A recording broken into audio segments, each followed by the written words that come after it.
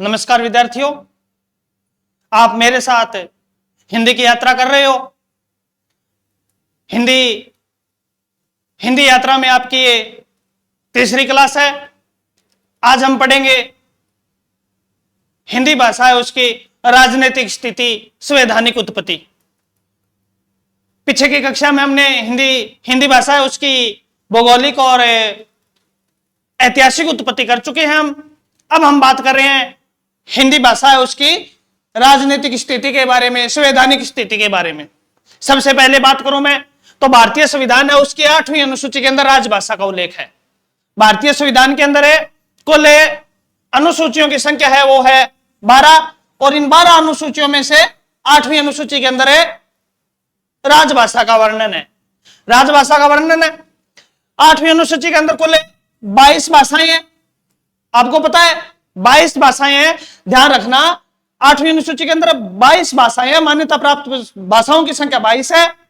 इन 22 भाषाओं में से कौन सी भाषा शामिल नहीं है? वैसे तो बहुत सी भाषाएं शामिल नहीं है, लेकिन एक तो अंग्रेजी नहीं है, ध्यान रखना, और एक है राजस्थानी नहीं है।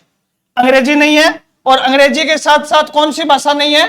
राजस्थानी भाषा इनमें शामिल है नहीं है। बहुत बार प्रश्न पूछा जाता है कि कौन सी है कौन सी नहीं है, तो बच्चे हैं वो कंफ्यूज हो जाते हैं कि राजस्थानी मिलेगी या फिर अंग्रेजी मिलेगी। अंग्रेजी और राजस्थानी दोनों ही नहीं है।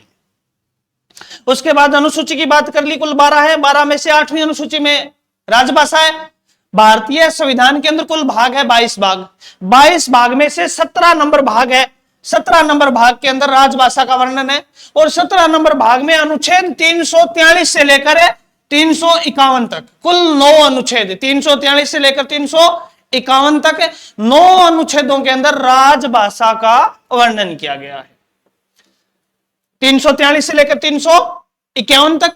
सबसे पहले क्रम से हम अनुच्छेदों का अध्ययन कर रहे हैं। पहला है 343 अनुच्छेद। ध्यान रहे, मोस्ट इंपोर्टेंट बता दूंगा मैं, 2 ही बात पूछी जाती है, लेकिन फिर भी आपको बता दिया कि first grade, second grade, college lecturer सभी के लिए क्लास महत्वपूर्ण है, तो मैं संपूर्ण हिंदी का अध्ययन करवा रहा हूं। इंपोर्टेंट बता दूंगा, लेकिन 343 के अंदर क्या है?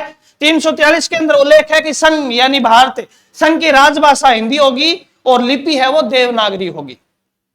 राजभाषा कौन सी होगी? हिंदी, और लिपि देवनागरी होगी। ये बात 343 अनुच्छेद के अंदर है। उसके बाद क्या है कि संविधान निर्मात्री सभा है, उसने एक प्रावधान किया था कि संविधान लागू होने के 15 वर्ष तक अंग्रेजी का प्रयोग होता रहेगा, क्योंकि हमने अंग्रेजों के प्रभाव में आकर, इंग्लैंड के प्रभाव में आकर हमने अंग्रेजी को अपना लिया था, अचानक बंद नहीं कर सकते थे।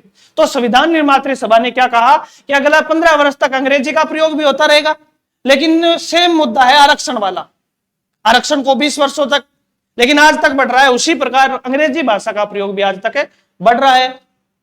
तीसरी बात करूं मैं, अगर संसद चाहे अगर केवल इतना होता ना कि 15 वर्षों तक होता रहेगा प्रयोग, तो 15 वर्ष के बाद अपने आप ही अंग्रेजी भाषा का प्रयोग वर्जित हो जाता। लेकिन क्या हुआ है, अगर संसद चाहे तो 15 वर्ष के बाद अंग्रेजी का प्रयोग होना बढ़ा सकती है संसद चाहे तो। वर्तमान में संसद है वो क्या कर रही है? हर बार बहुमत पारित करके इसका प्रयोग बढ़ा देती है। 3 बातें ध्यान रखनी। अनुच्छेद 343 के अंदर लिपि देवनागरी होगी, राजभाषा हिंदी होगी, 15 वर्षों तक अंग्रेजी का प्रयोग होता रहेगा। संसद चाहे तो 15 वर्षों से आगे भी इसका प्रयोग बढ़ा सकती है। इसका मतलब अंग्रेजी का प्रयोग बढ़ा सकती है। उसके बाद ध्यान रखा, महत्वपूर्ण बात है कि अंकों का प्रयोग वही रहेगा। अंक हम कई प्रकार से लिखते हैं, 1 2 3, 1 2 3, बहुत प्रकार से लिखते हैं।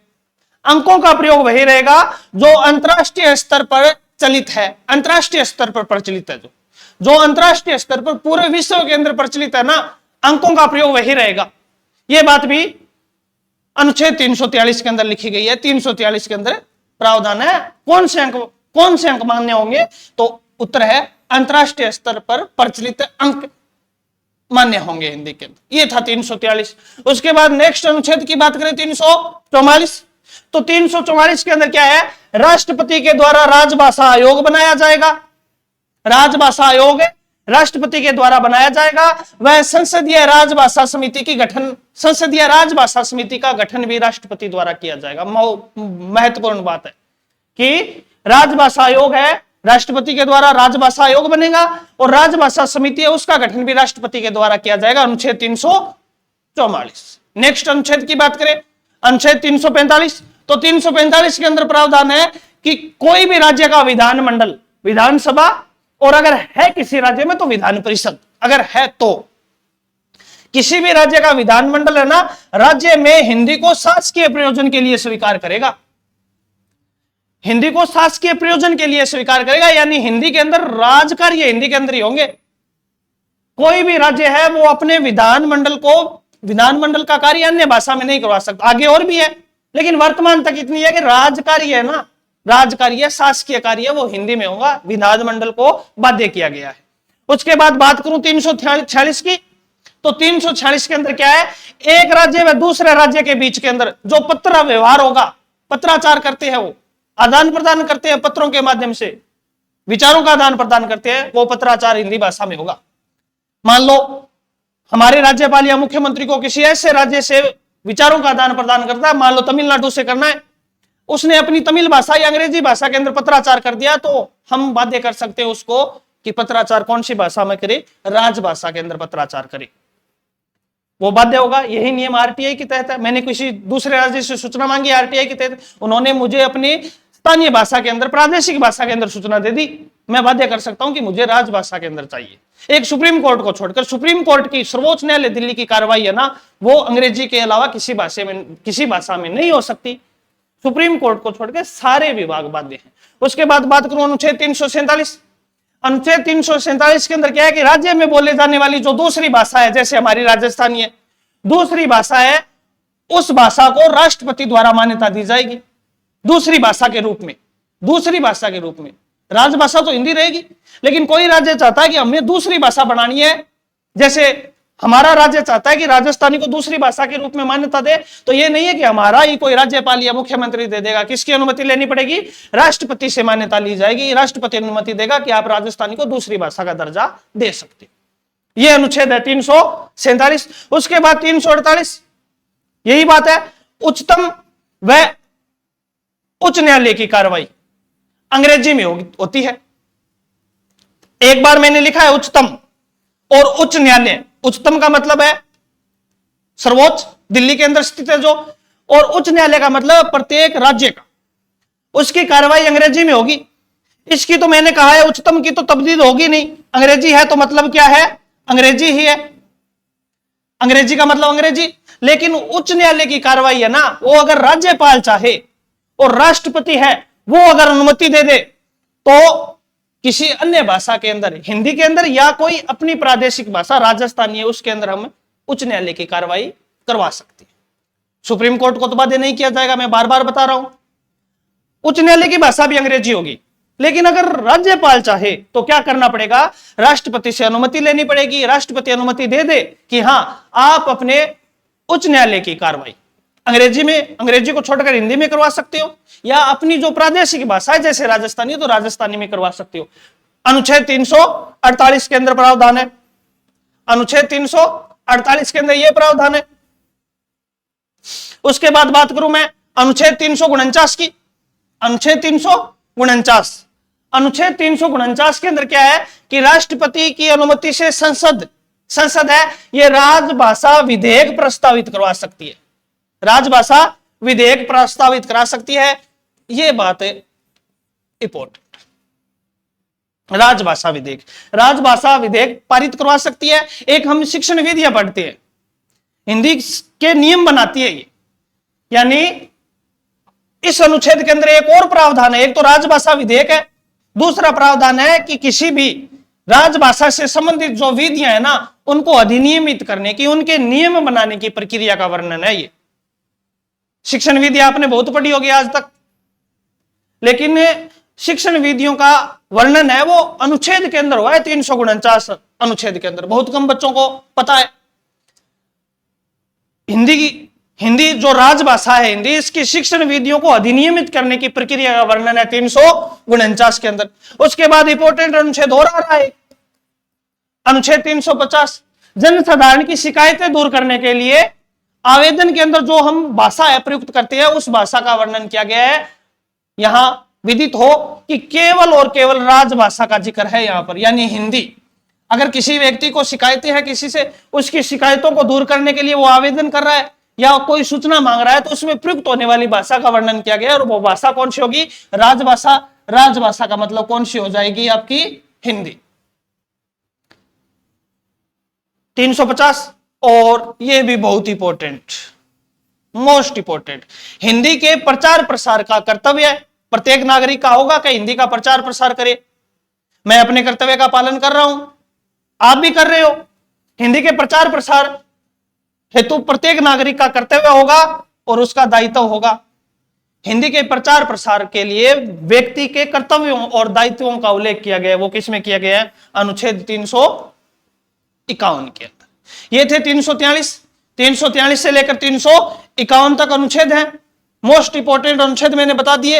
एक तो 343 याद रखना, संघ की राजभाषा हिंदी होगी, 15 वर्ष तक अंग्रेजी का प्रयोग, संसद चाहे तो 15 वर्ष से आगे कर सकते हैं। अंकों का स्तर वही होगा जो अंतरराष्ट्रीय स्तर पर प्रचलित है। 343 याद रखो।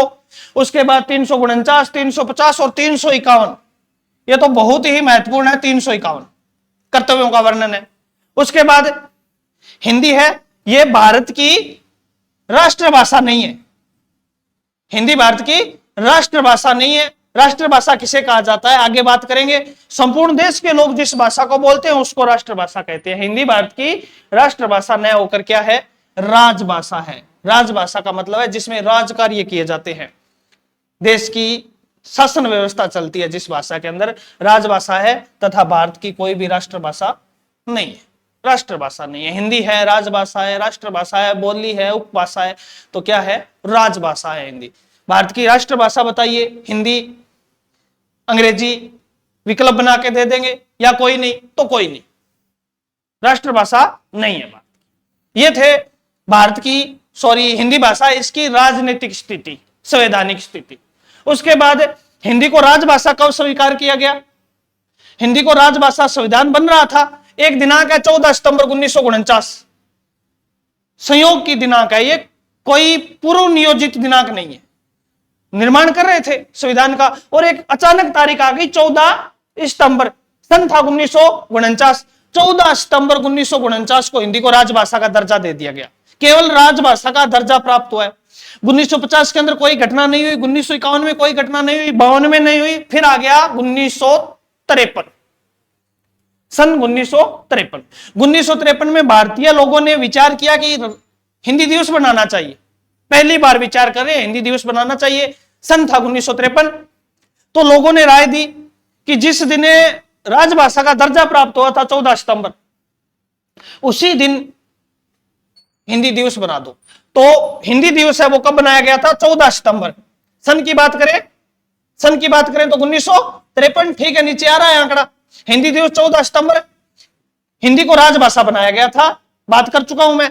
और पहली बार हिंदी दिवस की शुरुआत या प्रथम हिंदी दिवस है वो कब बनाया गया? 14 सितंबर 1953, ये याद रखें। 1949 में नहीं है। पहला हिंदी दिवस 14 सितंबर, दिनांक सेम रहेगी, सन चेंज हो जाएगा। 1949 में राजभाषा का दर्जा मिला था और प्रथम हिंदी दिवस बनाया कब गया था? 14 सितंबर 1953। उसके बाद दिमाग में आई लोगों के कि विश्व हिंदी दिवस बनाया जाए। यह बात है 2006 की। मनमोहन सिंह उस समय प्रधानमंत्री थे। 2006 में लोगों के दिमाग में आया कि हमें क्या बनाना चाहिए?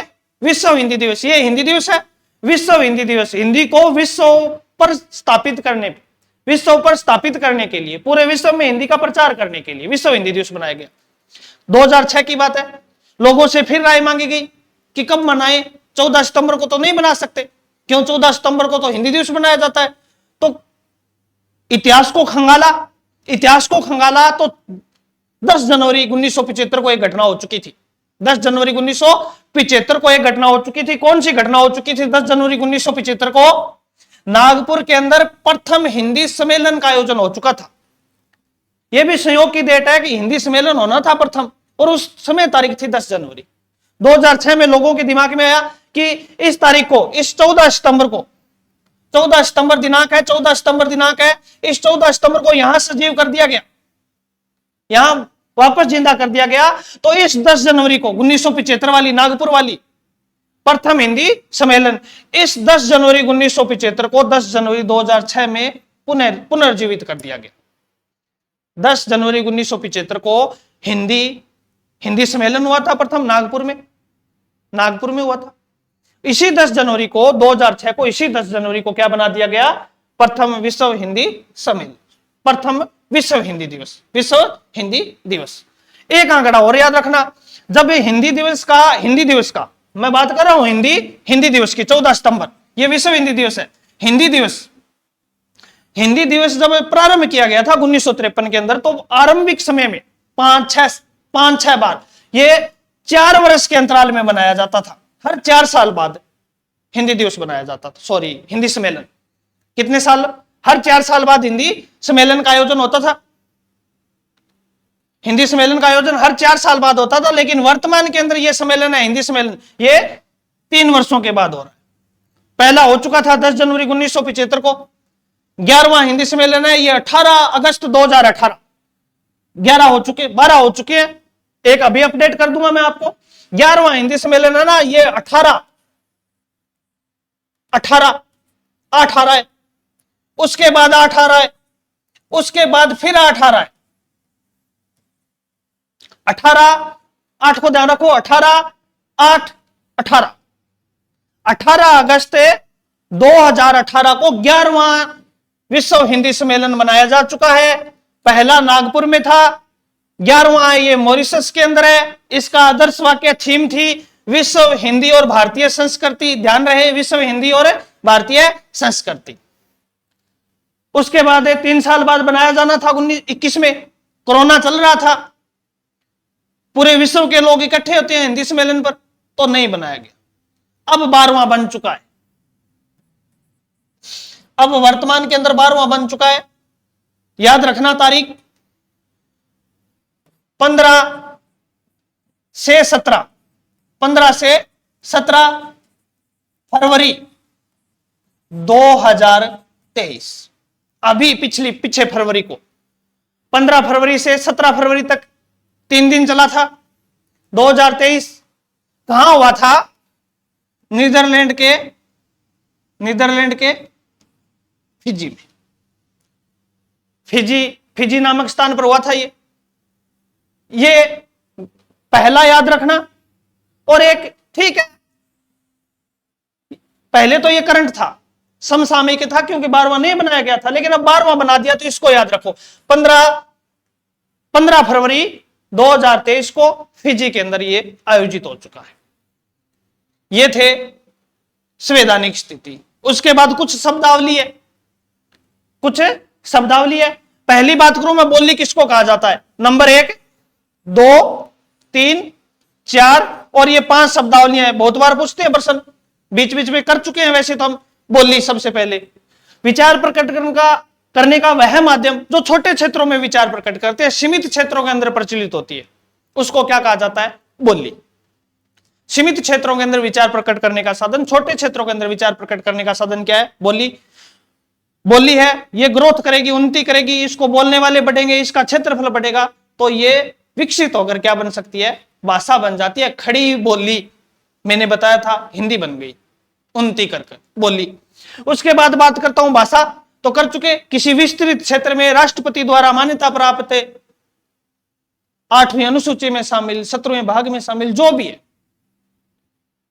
वो क्या बन जाएगी? भाषा। बोली है, उसको अगर राष्ट्रपति है वो स्वीकृति दे देगा, तो क्या बन जाएगी? भाषा बन जाएगी। विचार प्रकट करने का, बड़े क्षेत्र में विचार प्रकट करने का साधन भाषा कहलाता है। मातृभाषा, वह भाषा जो बच्चा प्रारंभ में अपनी माता के मुख से सुनता है, उसको मातृभाषा कहते हैं। माता द्वारा उच्चारित, माता के मुख से जो बच्चा सुनता है, उसको मातृभाषा कहते हैं। बहुत अच्छा प्रश्न बनता है, यहां पर ध्यान रखना, विचार प्रकट करने का सबसे शक्तिशाली माध्यम।